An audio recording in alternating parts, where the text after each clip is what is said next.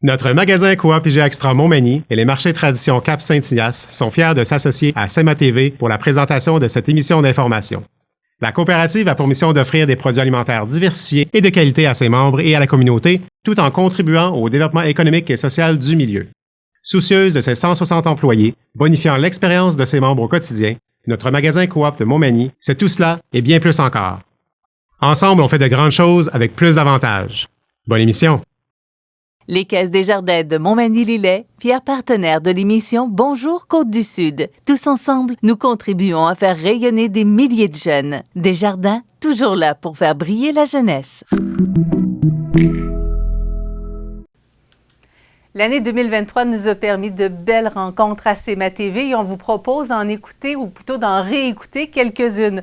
Aujourd'hui, on va s'entretenir avec le capitaine Gilbert Lavoie, capitaine de Canot Atlas, également le réalisateur Jean-Luc Dupuis qui nous a présenté les oies de Riopelle cette année, Alain Vallière et sa bibliothèque Marie-Joseph Corriveau du côté de Saint-Vallier. Aussi, le comédien Paul Dion nous a rendu visite en studio et Patrick Morancy nous parle d'une exposition qui est à venir en 2024 et on a besoin de vous pour mettre en œuvre cette exposition. C'est ce qu'on vous propose pour les premières rencontres de la journée. La première fin de semaine du Carnaval de Québec, il y avait la course en canot, la traditionnelle course en canot qui a pris une halte pendant 2 ans à cause de la pandémie. Et là, on s'est retrouvés sur les glaces le 5 février dernier. Ouais.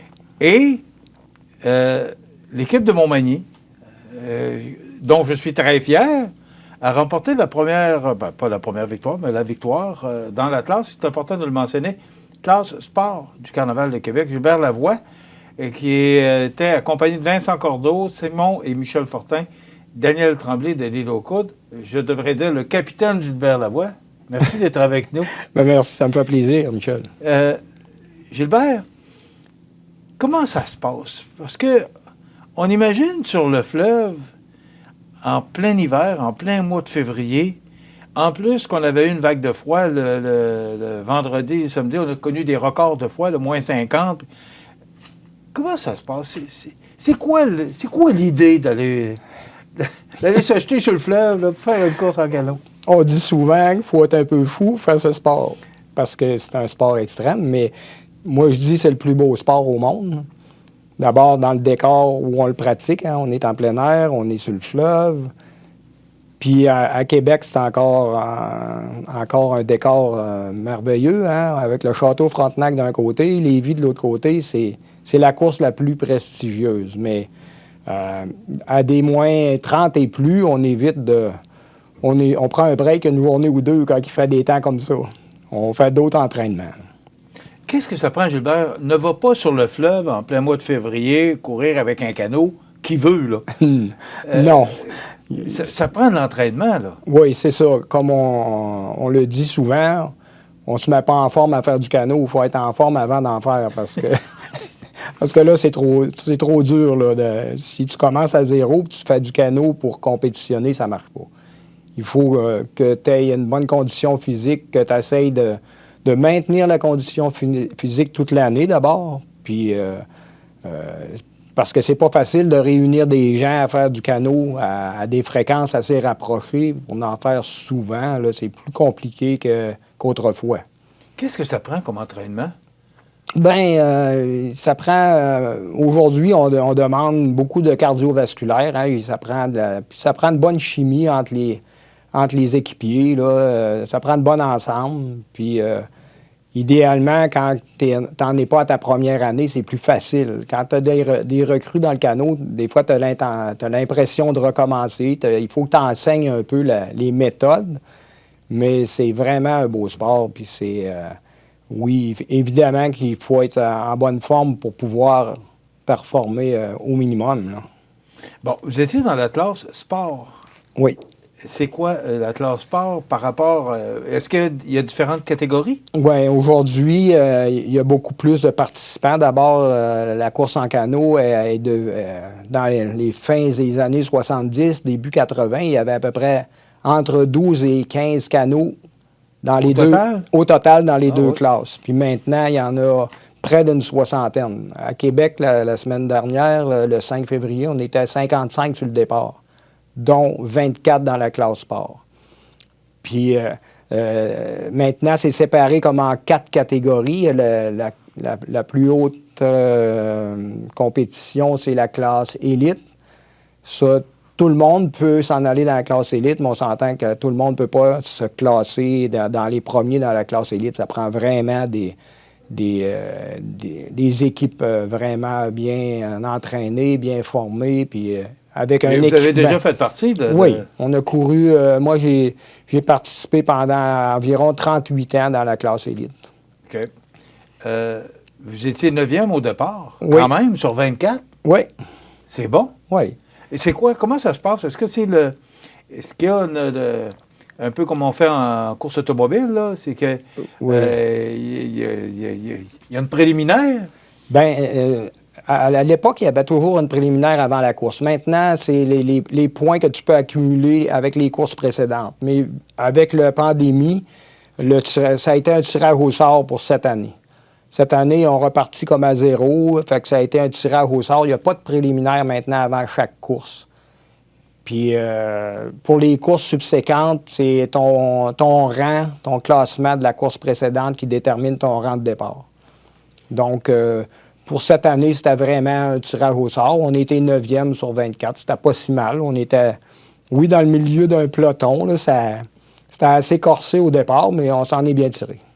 Bon, tu me disais un peu avant l'entrevue que ça a été une course, je le mets entre guillemets, plus facile parce qu'on parlait du froid, là, les moins 50 de vendredi et samedi. Il y avait plus de glace. Moi, j'aurais pensé que ça aurait été plus embarrassant, mais c'est le contraire. Non, ça a un peu facilité la chose parce que la glace est un peu plus solide. Quand il y a des périodes de doux temps, souvent la glace est mauvaise. La neige qui se mêle au travers de ça, c'est moins, ça glisse moins, le fartage est moins efficace. C'était vraiment des belles conditions. Pour notre équipe, c'était des belles conditions. Pour certaines équipes, c'était peut-être un peu trop de glace. Mais pour la nôtre, c'était parfait. C'était les conditions idéales pour nous. OK. Quand il y a moins de glace, vous avez les pieds dans l'eau. Il ne faut pas être habillé, là. Faut être quand même avoir une facilité de se déplacer.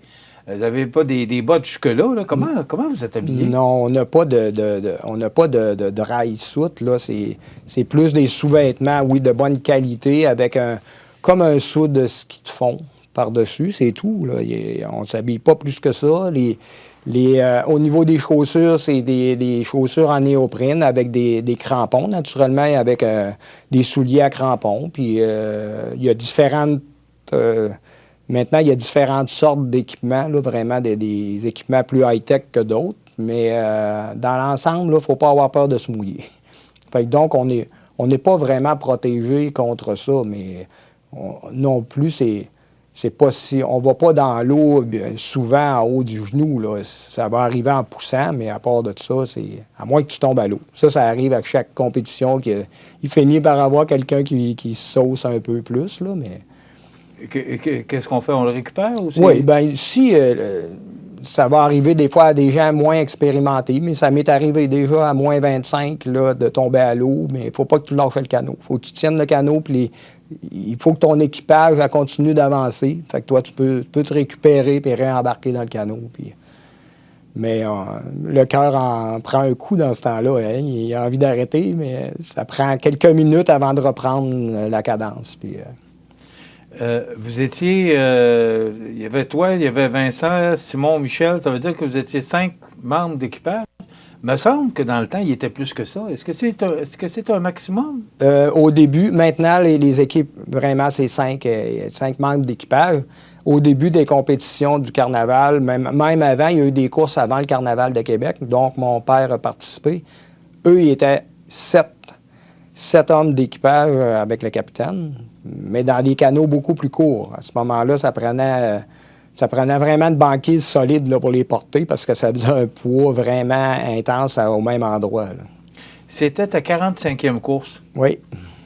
Est-ce que c'est plus difficile en 2023 que ça l'était dans les années 60, 70? Non, c'est pas plus difficile, c'est complètement différent. Le sport a été complètement transformé par les nouvelles techniques, les nouveaux équipements surtout, puis les matériaux de construction des canaux. Puis maintenant, on a des équipements quasi olympiques. Là. Ça se compare à ce qui est au niveau des matériaux.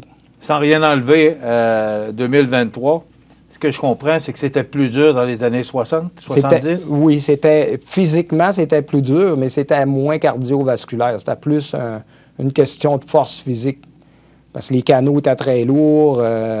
Les canaux pesaient à 500 livres. C'était pas rare, là, entre 400 et 500. Ils étaient beaucoup plus courts. Aujourd'hui, ils sont beaucoup plus allongés, ils sont beaucoup mieux profilés. Donc, c'est vraiment des engins de compétition qu'on a aujourd'hui. Ça fait qu'on l'a dit, c'est la 45e. Est-ce que tu as l'intention de te rendre à 50? Si la santé me le permet, je pense en faire encore quelques-unes peut-être. Puis, t'as encore autant le feu sacré que tu l'avais? Ah oui. Pour moi, c'est vraiment le plus beau sport à pratiquer sur la planète, c'est le canoë à glace. Sans aucun doute. Là, tu parlais de beauté du paysage, mais pourquoi, à part ça, est-ce qu'il y a d'autres raisons? Oui, bien, c'est aussi de côtoyer les gens qui le pratiquent aussi. C'est une grande famille, les canotiers, hein, fait que ça nous permet de rencontrer des gens extraordinaires, puis des gens un peu d'exception, parce qu'il y a des gens qui sont plus âgés que moi qui en font encore. Là. Ça fait moins longtemps qu'ils en font, mais ils sont plus âgés en âge, puis ils le pratiquent encore. Sans indiscrétion, tu as quel âge? 65 ans. OK. T'es encore jeune? T'es encore... Ben, mais 65 ans, est-ce que... Bon, tu es un gars en forme, tu l'as mentionné. Mais est-ce qu'on sent l'âge oui. avec le temps? Oui, il ne faut pas nier. Faut pas nier notre âge. Il faut mieux doser tout ce qu'on fait au niveau de l'entraînement pour être capable d'être compétitif à la course en canot. La journée où que tu sens que tu te fais traîner, la passion n'est plus là. Fait que, puis aussi, il faut penser à la santé. Là, tu peux le faire quand tu as une bonne santé. Si tu menaces ta santé à faire des sports de même, t'es mieux d'arrêter. Là. Est-ce qu'il y a d'autres compétitions qui s'en viennent? Oui. Il y a la traditionnelle course à l'île aux Coudes aussi? Oui. Elle, ça s'en vient en fin de semaine, le 18. Samedi, le 18, c'est à l'île aux Coudes. Puis aussi, Est-ce que vous allez être là? Oui, on va être là. Moi, présentement, cette année, je ne suis pas régulier dans une équipe. Je suis un peu disponible pour remplacer. Comme là, avec l'équipe de Gagné, j'ai remplacé leur capitaine.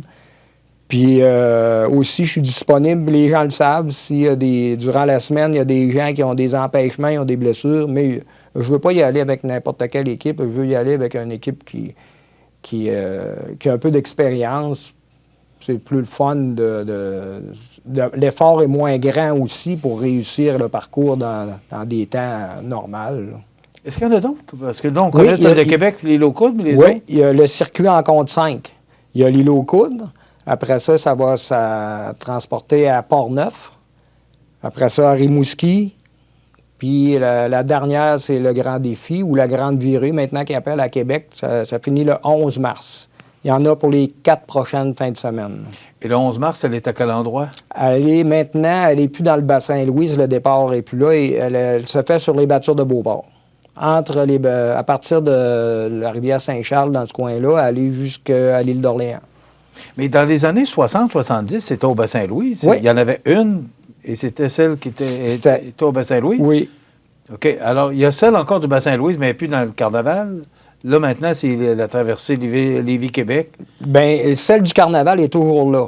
Sauf qu'il y en a 2 maintenant à Québec. Il y avait celle du Carnaval il y a quelques années, qui a toujours existé. Puis il y avait le Grand Défi des glaces aussi, qui couronnait le champion. C'était un peu un marathon, ça. Il y avait 5 tours à faire. Maintenant, ils l'ont changé de place. C'est plus une question peut-être économique, d'organisation et tout ça. Là. C'est dur d'occuper un site comme le Bassin-Louise pour les organisateurs. Là. Faut ça prend une grosse organisation, ça prend des sous. Puis maintenant, ils l'ont changé de place, ils l'ont amené sur les battures de Beauport. Mais on l'a fait il y a 1 an. Là. Ça va se poursuivre là probablement cette année. Là. Mais c'est là que ça se passe, oui. Est-ce que, parce qu'on a eu la chance, on a eu, là, on participe à la course en canot depuis, je pense, depuis le début. Est-ce que Montmagny est une des rares places qui est encore, ou qui participe encore à la course en canot? Dans le On bas doit être une des plus vieilles. Oui, avec les Lachance qui ont été toujours là au début, puis même, comme je disais tantôt, avec les gens des îles, soit l'île aux grues, l'île aux coudes, l'île aux canots, là, ainsi de suite, avant que le carnaval... Il y a eu des courses avant que le carnaval... avant celle du carnaval de Québec en 1931, je pense que ça a été la première. Il y en a eu quelques-unes. Il n'y en avait pas toutes les ans, mais il y en a eu quelques-unes avant. Puis il y avait toujours des gens de la région ici, naturellement. Là. Puis je pense que les gens de la région, ils ont toujours été dans les équipes de tête là, dans les compétitions en canot à glace. Rapidement, vous pratiquez où? Parce que vous vous mettez en forme au niveau cardio, mais est-ce que avez-vous une place sur le fleuve pour pratiquer? Nous, quand on était plus de membres de notre équipe qui demeurait à l'île aux grues, on faisait l'aller-retour, on le faisait Montmagny, l'île aux grues, là, on le faisait ça presque à tous les jours comme entraînement. Maintenant, on y va plus les fins de semaine, puis on choisit le site de Québec parce que c'est la plus prestigieuse. Fait que quand on va s'entraîner à Québec. Mais aussi, les gens en font un peu sur les battures ici, mais moins. Comme je t'ai dit, la plus prestigieuse est Québec. Les gens veulent être prêts pour faire celle-là de Québec. Puis je pense que c'est... Vous pratiquez là où vous allez... dans les mêmes conditions. Vous allez compétitionner. Oui. Félicitations. Ce magnifique trophée, d'ailleurs, que vous avez mérité là, la dernière, le 5 février dernier. Vous êtes arrivé premier dans l'Atlas Sport du Carnaval de Québec. Donc, vous êtes parti de la 9e place. Vous avez fini premier. Oui. Félicitations, Gilbert. Merci. Puis on l'a dédié cette course à notre ami Tommy Groslot, qui traverse une période assez difficile, mais c'est un homme important dans l'univers du sport à Montmagny. Puis on voulait y dédier notre victoire. Donc, ça vous a donné une petite poussée de plus pour aller chercher la première place. Oui. Merci beaucoup, Gilbert Lavoie, d'avoir été avec nous, d'avoir accepté de venir nous parler de ce beau défi. Je vous félicite, puis félicitations à toute l'équipe. Je rappelle, là, Vincent Cordeau, Simon et Michel Fortin et Daniel Tremblay de l'île aux coudes avec le capitaine Gilbert Lavoie qui ont remporté la première place dans la classe sport du carnaval qui était dédiée d'ailleurs à Tommy Groslot. Merci beaucoup. Ça me fait plaisir. Voilà, ça complète. On s'arrête. La Chambre de commerce Kamouraska-Lillet vous invite à sa magnifique soirée reconnaissance présentée par nos partenaires Champagne, le CAE Montmagny-Lillet et la SADC du Kamouraska dans le cadre de notre dégustation vin fromage qui fête ses 25 ans cette année. On vous le dit, il y a beaucoup de surprises qui vous attendent. Alors, pour toutes les informations pour y participer, sont sur notre site web au www.cckl.org. On a de belles choses importantes à souligner avec vous les membres. On vous attend le 27 janvier au Centre Bombardier. Apportez le goût des fêtes chez vous. Alimentation Saint-François vous offre le plus beau des cadeaux, la tranquillité d'esprit avec son éventail de saveurs des fêtes qui saura satisfaire les amateurs de repas traditionnels ou bien d'aujourd'hui. Bienvenue chez Alimentation Saint-François. Au Salon de quilles Loi-Blanche, on s'amuse en grand. Un nouveau système informatique pour les quilleurs des plus performants, billard, jeux de dards électroniques, golf virtuel de pratique, tout y est pour passer de bons moments durant les vacances des fêtes. 248-0880. La résidence funéraire Boulanger vous propose une gamme complète de services personnalisés afin de répondre à tous vos besoins en matière de funérailles. Nous vous fournissons des installations de services innovants qui répondent en évolution des familles d'aujourd'hui. Nous prenons soin de vous afin que vous puissiez vous concentrer sur ce qu'il y a de plus important, votre famille, vos amis et vous-même. Salon funéraire adapté pour votre plus grand confort, grand stationnement et facilité d'accès. La résidence funéraire Boulanger, pour bien faire dans la dignité. Au nom du conseil municipal et des employés de la ville de Montmagny, je vous souhaite de grandes joies, de petites douceurs et des moments privilégiés. Joyeux Noël et bonne année à tous. Desjardins et ses membres sont toujours là pour faire briller la jeunesse. Les jeunes ont des rêves, des ambitions, des projets et les caisses Desjardins de Montmagny-Lillet sont fiers de les soutenir et de les faire rayonner. Desjardins, toujours là pour faire briller la jeunesse.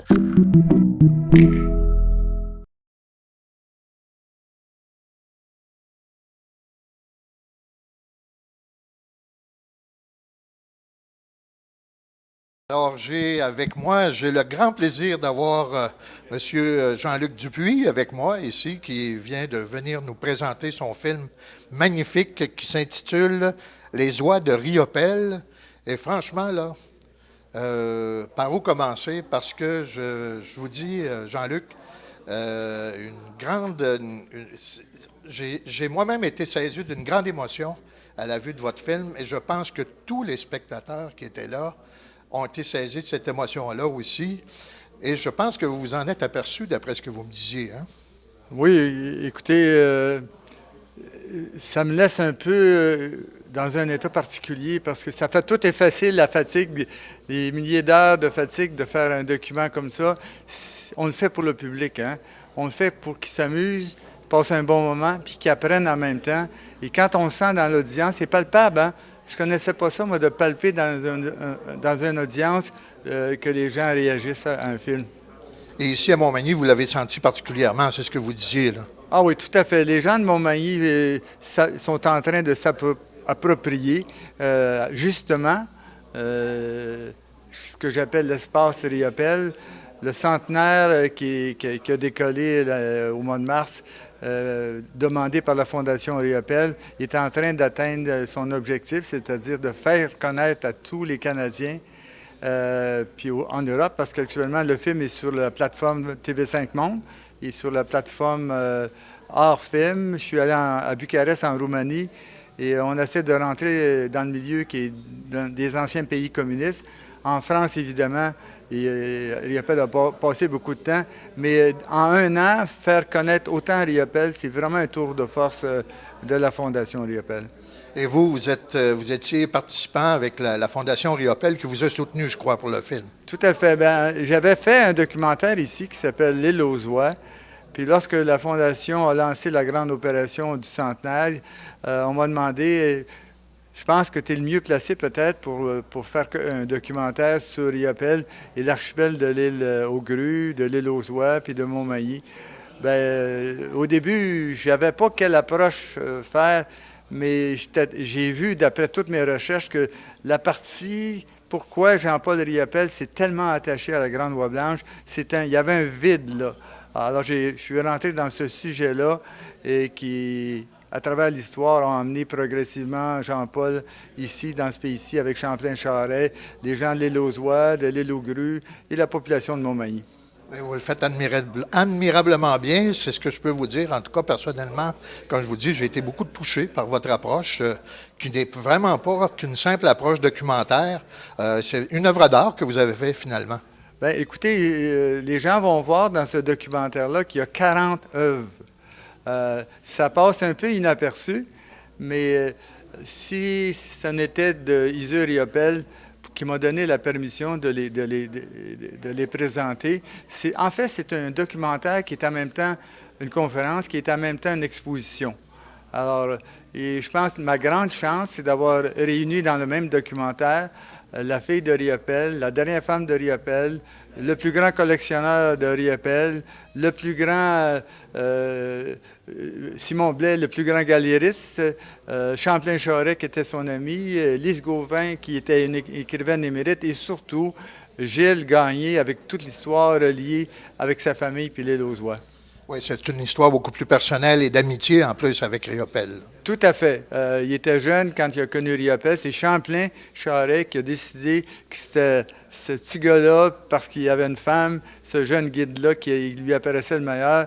Et c'est une histoire qui a commencé très tôt, qui a duré jusqu'à aujourd'hui, parce que Champlain-Charest est venu, qui a 93 ans, est venu l'année dernière aussi. Vous êtes médecin. Bon, pour un médecin, on ne voit pas nécessairement ça couramment. Un médecin qui se donne à l'art. Vous êtes photographe aussi. Oui. Et vous êtes à votre 7e film. C'est le 7e film? 9e. 9e. Bon, alors, qu'est-ce qui vous a amené à vous intéresser à l'art comme ça? Bien, j'ai toujours été intéressé à l'art parce que j'ai fondé le musée de Charlevoix. Et ma profession qui me tenait debout 24 heures sur 24 pendant des années. Puis à un moment donné, il est arrivé un moment de destin où est-ce que j'ai rencontré celle qui travaille avec moi, qui est Suzy Gagnon, qui est une musicienne du Cirque du Soleil, qui elle m'a poussé, après avoir vu ce que je faisais, a dit « Tu devrais aller plus loin là-dedans. Puis on a commencé à travailler ensemble. Puis on a travaillé notre style, parce que c'est vraiment notre style à nous. La poésie visuelle avec la poésie sonore, puis avec un contenu intéressant pour que les gens passent un bon moment. Et oui, bien, je pense que les gens ont passé effectivement un bon moment. Vous avez vu la réaction du public. Alors maintenant, est-ce que c'est possible de se procurer votre film par hasard? Oui. Alors, nous, ça n'existe plus maintenant des DVD. Alors, nous avons préparé un coffret qui contient une clé USB. Cette clé-là, on la met dans l'ordinateur, puis on connecte avec un câble à la télévision. Puis on peut regarder le film aussi souvent, puis on peut même arrêter le film pour regarder les peintures en même temps. Alors, à Montmagny, il y a un dépôt, là. Il faudrait demander ça, je pense, à Sylvain, qui s'occupe de la bibliothèque. On pourra offrir... D'ailleurs, j'en ai passé une partie cet après-midi, mais j'ai demandé à Patrick Morancy de prendre les noms et de trouver une façon de rendre disponible le film à Montmagny. Donc, en appelant la bibliothèque Jocelyn Landry, qui est le directeur de la bibliothèque, ou Patrick Morancy, au service de la culture à Montmagny, voilà, il pourra donner les informations. Je pense que Patrick va prendre la responsabilité de ça. Alors, M. Dupuis, Jean-Luc, merci beaucoup. Ça a été un honneur de vous recevoir et franchement, votre film, c'est un chef-d'œuvre. Merci. Je vous remercie beaucoup de votre accueil, puis je salue tous les gens de Montmagny qui m'ont accueilli depuis ce temps-là. Au revoir. À bientôt, man. À bientôt. L'état des routes présenté par le garage Fernand Landlois à Montmagny, qui offre le service de remplacement de pare-brise, la peinture et le débosselage de votre carrosserie. Le garage Fernand Landlois est membre de la bannière Car Expert. Le garage Fernand Landlois et Fils, 4e rue Montmagny, 248-5622. Boutique Le Rendez-vous. Depuis plus de 10 ans au cœur du vieux Montmagny. Collection mode actuelle et différente avec une belle sélection d'accessoires. Boutique Le Rendez-vous, rue Saint-Jean-Baptiste. Vous vivez une rupture. Vous avez de la difficulté à gérer vos émotions. Vous vivez des conflits importants dans votre couple. Vous sentez dépassé comme parent. Surtout, vous voulez éviter de la violence dans vos relations et envers vos proches. Ligne d'aide et d'écoute pour hommes confidentielle et sans frais. 88 247 50 30. Santé, beauté, photo. Votre Jean Coutu de Montmagny, c'est tout ça et encore bien plus. Jean Thibault et toute son équipe du Jean Coutu de Montmagny sont fiers de s'associer à CEMA TV dans la présentation de la pouponnière et profitent de l'occasion pour féliciter les heureux parents. Toute l'équipe de JRM vous souhaite de joyeuses fêtes. JRM, votre expert en excavation, pavage et déneigement depuis plus de 60 ans. Engagez-vous sur une bonne route.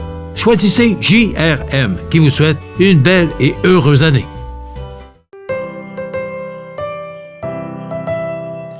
Cette année, les fêtes seront synonymes de retrouvailles pour plusieurs d'entre nous. Toute l'équipe de CEMA TV vous souhaite de passer de bons moments avec vos amis et vos familles. Vous êtes de plus en plus nombreux à nous suivre sur nos différentes plateformes et nous vous en remercions. Nous espérons vous retrouver en grand nombre pour la nouvelle année. En bonne santé. Joyeuses fêtes!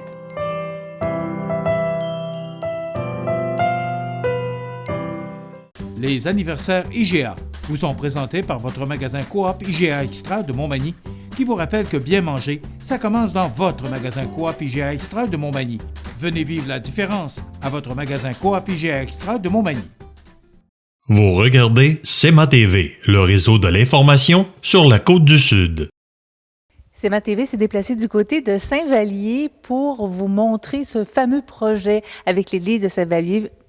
Projet magnifique. Et on est du côté de la bibliothèque Marie-Joseph Corriveau en compagnie de la responsable de la bibliothèque, Mme Monique Rochefort. Bonjour. Bonjour. Et bien sûr de Monsieur le maire de Saint-Vallier, Monsieur Alain Vallière. Bonjour. Bonjour et bienvenue à Saint-Vallier. Merci. On va débuter avec Mme Rochefort pour nous parler justement. On va se promener avec Monsieur Vallière tout à l'heure, mais là, on va parler de la bibliothèque. Si elle était où, la bibliothèque, avant?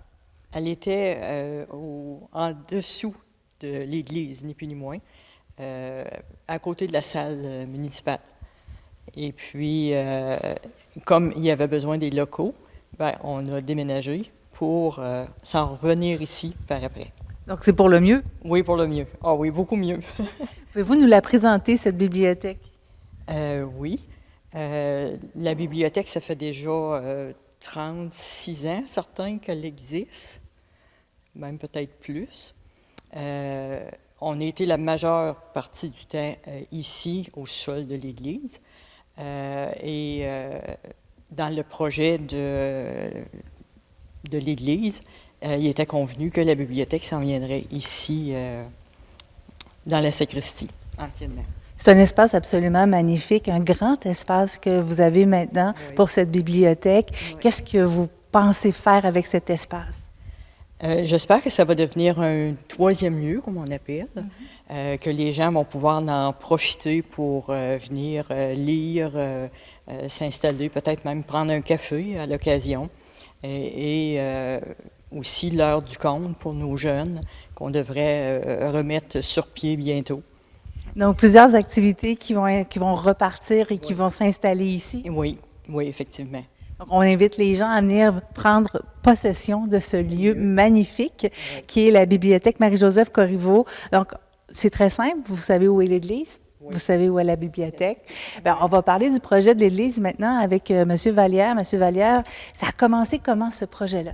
Bien, c'est un projet qui a été initié en 2011 avec la fabrique qui avait levé le bras pour dire, nous, on a des problèmes de financement. Et à ce moment-là, la municipalité s'était penchée sur l'idée de voir qu'est-ce qu'on ne pourrait pas faire. Un comité de réflexion s'est mis en œuvre et 13 personnes se sont engagées à travailler sur ce comité-là. Et au bout de 2-3 ans, a émergé un projet où, pour une partie, dans le chœur et la nef, on retrouve la salle communautaire qui a été inaugurée en juin dernier. Par la suite, il y avait aussi le bureau municipal qui était auparavant situé à la Saint-Vallier-Station, puis qui, pour les besoins, ne convenait plus, alors qu'il avait été relocalisé temporairement dans les locaux de la Caisse. Alors, c'est une location que la municipalité avait fait. Et puis là, en 2019, on a relocalisé les bureaux municipaux dans la salle paroissiale de l'Église. Alors, c'était quand même un immense bâtiment. Puis dans toute cette réflexion-là, il y avait aussi la bibliothèque qui logeait déjà dans des espaces de 880 pieds carrés, je pense. Et ce qu'on nous disait, c'est que la bibliothèque avait besoin d'espaces plus grands pour mieux aménager, avoir un petit peu plus de livres, puis peut-être un peu plus bénéficier de ce qui se retrouve dans une bibliothèque habituellement. Alors ici, c'était le projet de mettre la bibliothèque dans la sacristie, 2000 pieds carrés. Alors c'est immense, c'est grand, c'est beau. Alors on est très fiers de ce projet-là qui a quand même pris un bon 12 ans à se matérialiser, mais en fait, ça en valait la peine. Il reste encore des étapes à ce projet-là? Non, évidemment, c'était la troisième et dernière phase du projet. Alors, il y avait les bureaux municipaux en 2019, la salle communautaire en 2022 et en 2023, c'était la dernière phase du projet, c'était d'aménager la bibliothèque dans la sacristie. Alors, on est très heureux que ce soit complété après toutes ces années. Ce qui est intéressant quand on se promène ici, c'est que oui, on sent encore l'Église, on sent encore le côté ecclésiastique parce que vous avez respecté la partie patrimoine également. Oui, évidemment, on a dans tout le processus, on s'est assuré de maintenir le lieu de culte présent. Alors, il y a une partie du chœur qui est louée à la fabrique, qui tient ses offices ici lorsqu'il y a des funérailles ou d'autres offices religieux. Alors, ils sont capables de faire les offices dans une salle beaucoup mieux adaptée, beaucoup plus grande, puis je veux dire avec la possibilité aussi de recevoir et de faire des activités communautaires ou par la suite, lorsqu'il y a des funérailles, recevoir les gens et faire tout ça dans la même salle. Alors, c'est un gros plus pour toute la population. On n'avait pas de véritable salle communautaire. Alors là, maintenant, on a un lieu pour rassembler la population, l'unir le plus possible. Puis je veux dire, je pense que c'est un projet qui se voulait rassembleur. Puis là, je pense qu'on démontre que sous un même toit, on est capable de rassembler tous ces aspects-là. Je pense qu'on peut parler d'une belle réalisation pour cet espace qui a été créé, autant pour la bibliothèque que le bureau municipal et la salle municipale à côté. Donc, félicitations. On invite les gens à venir faire un tour du côté de Saint-Vallier. Même ceux qui n'habitent pas ici, venez voir, c'est vraiment magnifique et c'est bien réfléchi. Monsieur Vallière, Madame Rochefort, merci. Bien que le Père Noël soit peu affecté par le trafic, gageons qu'après sa longue nuit et la visite de tous nos attraits, il souhaite s'établir là où tout est probablement probable, la région de Montmagny. Avec beaucoup d'humour, la MRC et le Père Noël vous souhaitent de très joyeuses fêtes. Pour bien commencer votre journée, visitez votre dépanneur Ultramar Marché Express. Faites le plein de café et de viennoiseries et profitez-en pour vous gâter. Votre dépanneur Ultramar Marché Express de Montmagny vous accompagne tout au long de la journée. Apportez le goût des fêtes chez vous. Alimentation Saint-François vous offre le plus beau des cadeaux, la tranquillité d'esprit, avec son éventail de saveurs des fêtes qui saura satisfaire les amateurs de repas traditionnels ou bien d'aujourd'hui. Bienvenue chez Alimentation Saint-François. Au Salon de quilles Loi-Blanche, on s'amuse en grand. Un nouveau système informatique pour les skieurs des plus performants, billard, jeux de dards électroniques, golf virtuel de pratique, tout y est pour passer de bons moments durant les vacances des fêtes. 248-0880. Votre Uniprix Daniel Lachance profite de ce temps des fêtes pour vous souhaiter santé, prospérité et une année remplie de petits et grands bonheurs. Uniprix Daniel Lachance à Montmagny. Votre santé, notre passion. La Chambre de commerce Kamouraska-Lillet vous invite à sa magnifique soirée reconnaissance présentée par nos partenaires Champagne, le CAE Montmagny-Lillet et la SADC du Kamouraska dans le cadre de notre dégustation vin-fromage qui fête ses 25 ans cette année. On vous le dit, il y a beaucoup de surprises qui vous attendent. Alors, pour toutes les informations pour y participer, sont sur notre site web au www.cckl.org. On a de belles choses importantes à souligner avec vous les membres. On vous attend le 27 janvier au Centre Bombardier.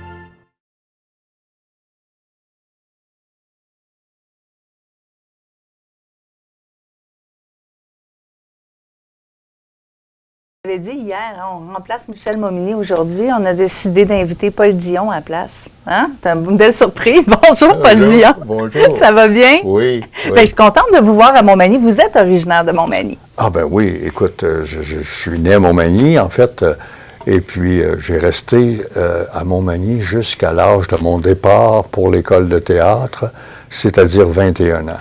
Je voulais juste savoir, qu'est-ce qui vous a donné le goût du théâtre? Bien, j'avais fait mes études au Collège de l'Apocatière. Et puis, au collège, j'avais participé à 2 pièces de théâtre. Et puis, j'avais trouvé mon lot de plaisir là-dedans. Et par après, la 2e année de mon collège, à l'époque de cégep, j'avais participé à un projet de perspective jeunesse à l'époque. Et c'était Yolande Landry de Kamouraska qui avait organisé ça. Une troupe de théâtre pour aller porter le théâtre dans tous les petits villages du comté de Rivière-du-Loup et Kamouraska. C'était votre première tournée? Oui, ma première tournée. Ah, c'était tellement drôle. J'avais acheté un vieux trailer de M. Leblanc ici à Montmagny. J'avais un char, on l'avait barbouillé un peu. Il m'appelait tout le Charcate aux fraises. Et puis, on avait fait une tournée. Il y avait Pierre Lepage qui jouait là-dedans, Yolande, tu sais, André Bossé, Jean-Louis Bérubé. On était, en tout cas, une gang de joyeux lurons. Et puis, ça marchait. Ça s'appelait le perroquet et la princesse. OK. Puis, mon premier rôle que j'avais fait, parce que les filles ne s'entendaient pas sur le choix des rôles, puis il y avait une princesse, puis une nourrice, bien sûr. Mais ils voulaient toutes être princesses. Oui, c'est certain. Fait que là, j'ai dit, bon, on va éliminer un peu la bagarre pour le rôle, là. M'en faire la nourrice, moi. OK, ça a commencé là, vraiment. Un rôle de composition totale. Exactement. Puis dans ça là, j'avais une barbe. Mais tu sais, c'était la nourrice qui avait comme un voile, les voilés. Là, oui. Ici, là. Puis Pierre, c'est lui qui faisait le perroquet, tu sais, le rôle principal, Pierre Lepère. Puis, les tours qu'il me jouait, il me retroussait. Il me levait le voile, puis tout ça, les hommes, il y a une barbe, il y a une barbe, il y a une barbe.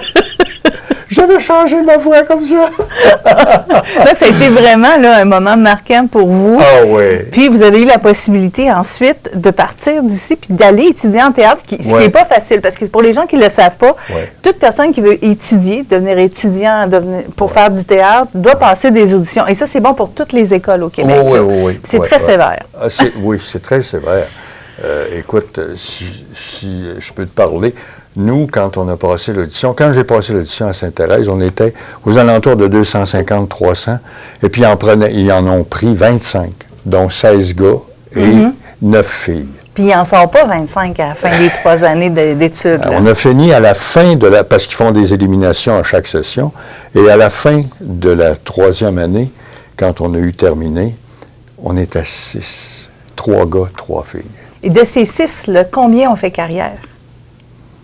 Je dirais, là, qui ont travaillé quand même, vivent de ce métier-là, comme il faut. Là. Il y a Joanne Fontaine, bien sûr, et puis il y a moi. Ben voilà. Sur les 6. C'est une réalité, ça, dans le monde. Les gens pensent que c'est merveilleux comme monde, mais c'est très, très difficile. Oui, c'est très difficile parce que, et heureusement que moi, j'ai passé dans le bon temps des années de ce métier-là parce qu'on était beaucoup moins nombreux qu'aujourd'hui. Aujourd'hui, on est 12 000 à l'Union des artistes. C'est impressionnant. Puis dans mon temps, on était quoi, 1500, 1500 à peu près.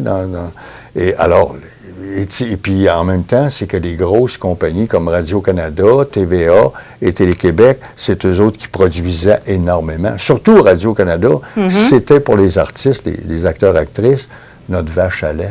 Oui. C'était ça, là. Ça vous permettait d'avoir un salaire récurrent, bien des fois. Oui, exactement. Vous avez d'ailleurs eu cette chance-là avec des rôles récurrents dans les séries, là. Oui. Parce que, tu sais, ce qui aidait beaucoup, c'est parce que c'était mon physique, parce que je suis grand, j'étais assez costaud. Puis là, on n'était pas beaucoup, hein. On était peut-être 6-7 gars à peine. Fait que c'est sûr que le physique, l'image physique, le physique a joué pour beaucoup dans mon métier, tu sais. Est-ce que ça vous a servi ou desservi? Ça m'a servi. Ah oui, ça m'a servi beaucoup. Parce que, comme, par exemple, quand j'ai commencé à Radio-Canada, vraiment, je travaillais 15 ans ou 16 ans à Radio-Canada avec les grands téléthéâtres. Après, j'ai fait les téléthéâtres à Radio-Canada. Après ça, j'ai fait Le Temps d'une paix, bien sûr. Hein? Et après ça, j'ai enchaîné, 2-3 ans après, j'ai enchaîné Cormoran, 2 grandes séries. Puis après ça, puis entre Cormoran et Le Temps d'une paix, j'avais travaillé à TVA pour Un homme au foyer. Alors, j'ai enchaîné tout le temps des séries. Allez, même... Puis je travaillais aussi à Télé-Québec. Je faisais les trois postes, mais surtout Radio-Canada. Les années les plus merveilleuses que j'ai connues de ma carrière, c'est beaucoup à Radio-Canada. Dans les dernières années, on vous a vu beaucoup dans des rôles plus durs. Oui. Parce que c'est drôle, parce que dans ma carrière, je faisais... Comment je dirais ça? Je faisais soit des bons gars, des bons gars, puis ou des toughs, ou des écœurants. Des bombes. Des bombes. Tu sais, j'ai fait des films, entre autres 4 films avec le même réalisateur, Michel Jeté, dont le premier Hochelaga, et ensuite Histoire de peine, Bomb Rush, puis Burnout le dernier. Mais tu sais, dans Hochelaga, c'était les moteurs criminalisés des années 80. Histoire de peine, ça se passe dans un pénitentiaire à sécurité maximum. Vous avez été mis en nomination pour votre rôle dans ce film-là, d'ailleurs. Ben oui. OK, ça dépend, tu sais, c'est jamais pareil. André me sortait des affaires, André Corriveau, hier, et puis des choses que je me souvenais même plus que j'avais fait. Des sales gueules, tu sais. C'était pas... Mais... Tu sais, c'est ça. Mais vous avez joué, oui, des sales gueules, mais dernièrement, je remarque au théâtre, entre autres, des beaux classiques, des beaux rôles. Ça, c'est un cadeau quand on reçoit des rôles comme Lenny dans Des souris et des hommes, entre autres. Oui. Écoute, j'ai joué beaucoup au théâtre. Beaucoup. Je m'étais dit, après un certain temps, là, quand même, après 100 pièces de théâtre différentes que j'ai jouées, j'ai dit, je les compte plus, là. J'arrête. Tu sais, et par après, j'ai joué au théâtre. Quand j'ai sorti de l'école, j'ai commencé tout de suite au théâtre. J'ai joué en moyenne pendant, je dirais, 20 ans. Tant au théâtre d'été, je jouais 5 pièces de théâtre par année. Assez impressionnant. Oui. Non, mais ça demande beaucoup physiquement le jouer au théâtre. Parce que c'est à tous les jours qu'on refait la performance. Ben oui. Puis j'ai fondé des théâtres d'été comme quand j'ai parti en 1980, Sainte-Luce-sur-Mer, après qui est devenu le théâtre des gens d'en bas, au BIC maintenant, Eudore Belzile qui est à la tête de ce théâtre-là. Et j'ai beaucoup travaillé. J'aimais beaucoup le théâtre. Parce que, tu sais, quand tu joues au théâtre, c'est le contact, c'est comme, excusez l'expression peut-être, là, mais c'est comme faire l'amour avec le public. Oui, mais c'est le contact est très, très direct, effectivement. C'est ça, tu sais, puis moi, je me faisais un devoir à toutes les fois que j'allais en tournée un peu partout à travers le Québec, j'en ai fait des tournées, je me faisais un devoir après le spectacle. Bien, habituellement, les acteurs ils se dépêchent pour aller enlever le maquillage, tout ça, prendre une douche peut-être, et puis se rhabiller, tout ça. Mais moi, les producteurs le savaient. Moi, là, je me disais en moi-même, si on vit de ce métier, nous, les artistes, c'est le public. Oui. Alors, je me faisais un devoir après le spectacle, plutôt que de m'en aller me démaquiller, tout ça, je descendais dans la salle. J'allais donner des poignées de main, parfois signer des autographes, mais surtout parler avec le public. Ça, pour moi, c'était sacré. Monsieur Dion, il nous reste très peu de temps, mais je veux qu'on parle de Sentier, qui est un court-métrage que vous avez tourné cette année, où on retrouve le gars dur, mais qui a beaucoup d'émotions. C'est très, très chargé. Ouais. Comment vous avez vécu ce tournage-là? Ah, ça a été un magnifique tournage. Écoute, Jean-Paul Botello, le réalisateur, il m'appelle à un moment donné, il dit, j'ai un tournage qu'on va présenter dans les festivals de court-métrage, parce que c'est très populaire. Et puis, il me parle du rôle, tout ça. Il dit, c'est un père qui a perdu sa petite fille. Il y a une fille, puis il y a une petite fille, Chloé. Et il dit, vraiment, il dit, elle s'est fait assassiner parce qu'elle est tombée en amour avec un gars, un chef de gang de rue. Et puis, elle est enceinte de lui, puis lui, il ne voulait rien savoir, fait qu'il l'a tué. Et alors, moi, je suis un ex-policier là-dedans. Et puis, là, quand j'apprends ça, tout ce qui me reste, c'est ma fille puis ma petite fille. Tu sais, et alors là, ça me fait tellement. Puis là, je décide de la venger. De la venger, si tu veux, et de pénétrer l'intérieur de la gang puis de tirer le chef de bande qui a fait ça, tu sais. Alors, au bout d'un 12, un pompeux. Oh, c'était intense. Puis l'acteur avec qui j'ai joué ça, il s'appelait Félix-Antoine Quentin, un formidable acteur, avec qui j'ai joué au théâtre. Et j'ai fait ça. Puis on va retravailler ensemble parce que c'est un jeune, il a 28 ans, mais j'ai tellement eu de plaisir. Monsieur Dion, il va falloir qu'on se redonne rendez-vous parce que là, c'est fini pour aujourd'hui, mais on a encore bien des choses à se raconter. Merci beaucoup d'être passé. Ah, ça me fait plaisir, Montmagny. Ça reste toujours mon pays, mes amours. Ça fait du bien à entendre. Boutique Le Rendez-vous. Depuis plus de 10 ans au cœur du Vieux-Montmagny. Collection mode actuelle et différente avec une belle sélection d'accessoires. Boutique Le Rendez-vous, rue Saint-Jean-Baptiste. Vous vivez une rupture. Vous avez de la difficulté à gérer vos émotions.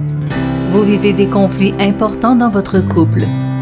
Vous sentez dépassé comme parent. Surtout, vous voulez éviter de la violence dans vos relations et envers vos proches. Ligne d'aide et d'écoute pour hommes confidentielle et sans frais. 88 247 50 30. Les anniversaires IGA vous sont présentés par votre magasin Coop IGA Extra de Montmagny, qui vous rappelle que bien manger, ça commence dans votre magasin Coop IGA Extra de Montmagny. Venez vivre la différence à votre magasin Coop IGA Extra de Montmagny. Desjardins et ses membres sont toujours là pour faire briller la jeunesse. Les jeunes ont des rêves, des ambitions, des projets et les caisses Desjardins de Montmagny-Lillet sont fiers de les soutenir et de les faire rayonner. Desjardins, toujours là pour faire briller la jeunesse. Ici Renée Grégoire, présidente du Club FADOC de Montmagny. Au nom de nos 950 membres, du conseil d'administration et en mon nom personnel, je vous souhaite de joyeuses fêtes, santé et joie. On reçoit ce matin Patrick Morancy, il est coordonnateur culturel et touristique à la Ville de Montmagny. Bonjour Patrick. Bonjour Marie-Ève. Patrick, on a vu passer sur Internet, sur les réseaux sociaux, que vous recherchiez quelque chose de bien précis parce qu'il y a une nouvelle exposition qui s'en vient. Mais avant, je veux qu'on parle. L'exposition va avoir lieu à la Maison Tachée et je veux qu'on parle de la Maison Tachée. C'est ouvert l'hiver aussi, là? Bien là, pas cet hiver parce qu'on refait l'exposition justement. Donc là, c'est un peu le free for all, comme on peut dire en bon québécois dans la maison. Mais habituellement, sur réservation, pour les groupes, là, c'est possible de visiter l'hiver. Donc, vous avez une exposition qui avait lieu jusqu'au 15 octobre. C'était Fragments de notre passé. Comment ça s'est passé, justement? C'est une très belle exposition. On est très fiers de cette exposition-là. On présentait, en fait, là, les 15 années de fouilles archéologiques qu'on a fait sur le territoire de Montmagny, en plus des fouilles qui ont lieu à l'île aux Oies aussi dans les années 90. Donc, on présentait les principaux artefacts qui nous donnaient une idée là, de la façon que nos premiers ancêtres ici, les premiers Manimontois vivaient. Donc, c'est un peu ça l'objet de l'exposition. Fait qu'on avait une centaine d'artefacts, des artefacts assez inusités aussi, là. Fait qu'on était très fiers de cette exposition-là. Maintenant, l'exposition est disponible au niveau numérique. On va faire l'annonce bientôt. Donc, c'est une primeur que je te fais ce matin. Donc, l'exposition sera disponible en ligne. Mais c'est sûr qu'on n'a pas les objets, là. C'est toujours intéressant d'avoir les objets là, tout près de nous, là, mais quand même, on a des très belles images des objets aussi. Bien, merci pour l'information, Patrick. Il y a aussi l'exposition qui est tout le temps là, qui parle justement du seigneur de la maison. Pas du seigneur. Pas du seigneur, du sire de la maison, pardon. Du sire de la maison, dans le fond. M. Taché, en fait, la maison Taché est ouverte depuis 1996, donc là, je calcule pas vite ce matin, mais en tout cas, ça fait quand même quelques années. Elle a toujours eu 2 missions. Donc, la mission d'interpréter la vie et l'œuvre de M. Taché et une mission aussi de présenter des expositions temporaires dans 3 salles de la maison. Donc, c'est dans cette optique-là qu'on présentera dès l'été prochain une exposition sur le hockey à Montmagny. Et ça se prépare pendant un bon bout de temps. Donc, on est en train de préparer ça, justement. Donc, c'est ça, on prépare ça. Mais là, vous avez besoin d'aide. Besoin d'aide, certainement. Donc, cette exposition-là, je la travaille avec Richard Lavoie, qui est ethnologue. Dans le fond, Richard, c'est un collaborateur de longue date. Donc, on veut présenter une exposition qui relate l'histoire du hockey, l'évolution du hockey, puis les hockeyeurs de Montmagny, hockeyeuses. Mais hockeyeuses, là, les dates que je vais te donner, c'est pas tant d'hockeyeuses que ça, connues du moins. Donc, de 1900 jusqu'à 1990. Donc, on veut passer par le début du hockey Montmagny, les premiers lieux de pratique, par exemple, la Rivière-du-Sud, le collège, sur la rue Collin également, il y avait une patinoire. Oui. Il y avait beaucoup de ligues qui jouaient là-dessus. Et jusqu'à l'ouverture de l'aréna des années 1950, les premières ligues locales, après ça, les premières équipes semi-professionnelles. Fait que on veut toucher à tout ça. Donc, il va y avoir beaucoup de photos de famille là-dedans, là, quelque part. Absolument, absolument. On a quand même pas mal de matériel à la Société d'histoire. Du matériel plus iconographique. Là, ce qu'on cherche, dans le fond, c'est on aimerait ça que les gens qui ont joué dans ces années-là, qui ont fréquenté l'aréna dans ces années-là, ben, se manifestent pour qu'on puisse les entendre, puis entendre un peu des histoires, des légendes urbaines qu'on pourra transformer en histoire ou bien qu'on garde en légende aussi, des événements, des choses qui sont passées à l'aréna qui sont très, très propres à nous, de façon à ce que cette exposition-là devienne un peu comme une exposition ethnologique. On conserve cette mémoire-là pour les générations futures. Donc, quand on parle d'exposition ethnologique, peut-être plus précis un peu pour les gens. Bien, c'est-à-dire qu'on va faire une démarche scientifique, dans un sens, pour cette exposition-là. On veut rencontrer les gens, on veut les interviewer, on veut récupérer des objets, en prêt ou en don, selon ce qu'ils voudront bien nous proposer, pour vraiment monter la trame muséographique de l'exposition. Donc, jusqu'à maintenant, j'imagine que vous aviez déjà ciblé quelques personnes dans la région, là. Oui, quelques personnes. Par contre, on a fait l'appel. On a fait l'appel à tous. On voulait commencer par l'appel à tous. Puis après ça, c'est sûr qu'avec Richard, on va contacter des gens. Il y a déjà des visages là, qu'on voit sur beaucoup de photos pendant beaucoup de temps. Donc, ces gens-là, c'est certain qu'on va les appeler pour leur lâcher un petit coup de fil pour voir qu'est-ce qu'ils ont à nous dire. Mais des fois, il y a des gens, là, comme justement, j'ai eu un téléphone d'un monsieur que je ne suspectais pas qui avait tant d'intérêt pour l'histoire du hockey Montmagny. Et c'est le cas. Donc, déjà du matériel, des choses intéressantes. Donc, ça va être une exposition qui va être, comme on peut dire, sur l'objet. Ça ne sera pas des grandes recherches de textes, etc. Ça va être vraiment sur l'objet, ce qui signifie. J'aimerais présenter notre fameux Claude Charbonneau, qui était quand même une figure emblématique ici du hockey. Bon, est-ce que je peux avoir les gants de Claude Charbonneau, le casque de Claude, ses patins, peut-être présenter des trucs comme ça, là. Donc, j'imagine que vous allez demander vous demandez aux gens qui se sont impliqués dans le hockey, mais peut-être aussi aux familles qui ont encore ces objets-là, de lever la main et de dire, bien, on est prêt, c'est un prêt, là. C'est un prêt, c'est un prêt ou un don. Des fois, les gens, la Société d'histoire, dans le fond, est partenaire, bien sûr, toujours dans nos projets à la Maison Taché. Et si les gens font des dons, bien, ce sera un don à la Société d'histoire pour la perpétuité et la conservation de l'objet. Je pense que c'est important de le préciser parce qu'il y a peut-être des gens qui ont justement ces objets-là très, très à cœur, qui sont prêts à les prêter, mais pas à les donner nécessairement. Oui. Donc, c'est une façon qui peut se faire. On te rejoint de quelle façon là, pour... Bien, c'est certain que par courriel, c'est toujours plus facile. Donc, pmorancy@ville.montmagny.qc.ca ou au téléphone 248-3361, poste 2145. Patrick, il ne faut pas se le cacher. Quand on fait une demande comme ça au public, ça se peut qu'il y ait beaucoup, beaucoup de réponses. Oui. Est-ce que vous n'allez pas nécessairement mettre des objets de tout le monde? Non, c'est certain qu'on fait une sélection d'objets. Cependant, comme l'exposition est basée sur l'objet, on va en mettre quand même aussi beaucoup d'objets. Fait que c'est ça. On va faire des entrevues, puis on veut voir où les gens nous amènent dans l'expo, puis c'est ça qui va faire la trame. Là, parce que pour l'instant, on sait un peu où on s'en va, mais on veut vraiment que ça soit basé sur les témoignages des gens. Donc, on va les voir, ces témoignages-là. On va pouvoir les écouter sur place, j'imagine? C'est ce qu'on aimerait faire, effectivement. Et est-ce que ça tend aussi vers une possible exposition virtuelle? Bien, c'est certain que, éventuellement, c'est sûr qu'aujourd'hui, les technologies sont tellement plus faciles, plus accessibles, que toutes les expositions qu'on fait, c'est quand même possible de les transformer en virtuel. Puis c'est certain que ces témoignages-là, moi, je l'imagine là, avec des écrans, 1 ou 2 écrans peut-être dans l'exposition, que les gens peuvent choisir. Exemple, peut-être un écran sur les événements marquants, un écran sur les personnages marquants, exemple, c'est des choses comme ça. Là. C'est sûr qu'on est au premier balbutiement de l'exposition, encore une fois. Donc, si vous voulez participer, vous rejoignez directement Patrick Morancy pour participer à votre façon, peut-être sous forme de témoignage, sous forme de prêt ou de don d'objets également. Patrick, c'est à partir de quand qu'on va pouvoir voir l'exposition? Est-ce qu'on a une date précise? L'objectif, c'est début juin l'année prochaine. Okay. Puis l'exposition va être présentée, j'imagine, jusqu'à l'automne? Non, on l'a fait sur au moins 2 ans, possiblement 3 ans même.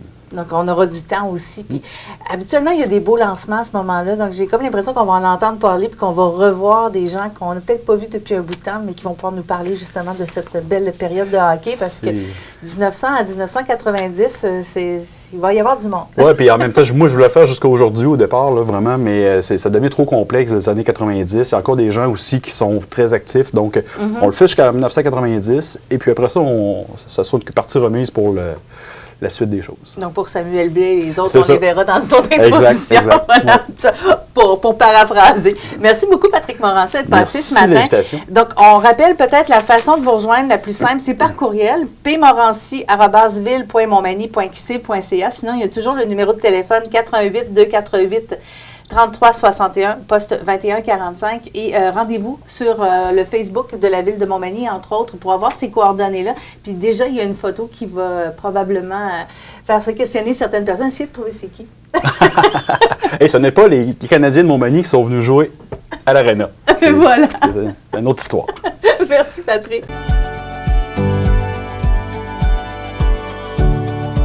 Promutuelle Assurance Montmagny-Lillet.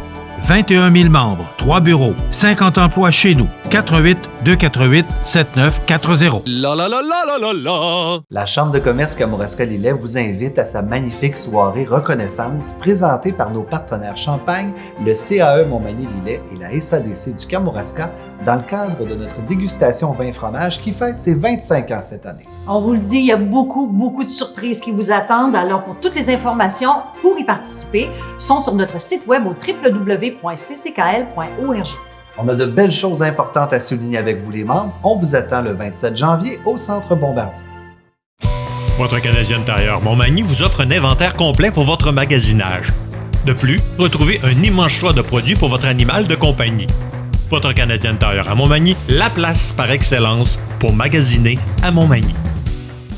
Apportez le goût des fêtes chez vous. Alimentation Saint-François vous offre le plus beau des cadeaux, la tranquillité d'esprit, avec son éventail de saveurs des fêtes qui saura satisfaire les amateurs de repas traditionnels ou bien d'aujourd'hui. Bienvenue chez Alimentation Saint-François.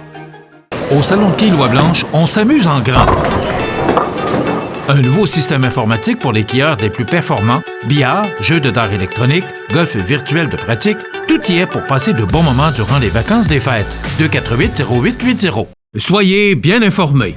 L'info CMA TV, en bref, vous résume les grands titres de l'information en seulement 2 minutes. Bonjour, ici Marie-Ève Lamonde et voici l'info CMA TV, en bref. Nouvelle importante dans le monde politique aujourd'hui. L'info CMA TV, en bref.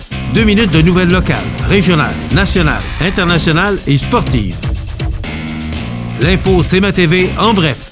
Du lundi au vendredi au cmatv.ca et sur la page Facebook de CMA TV.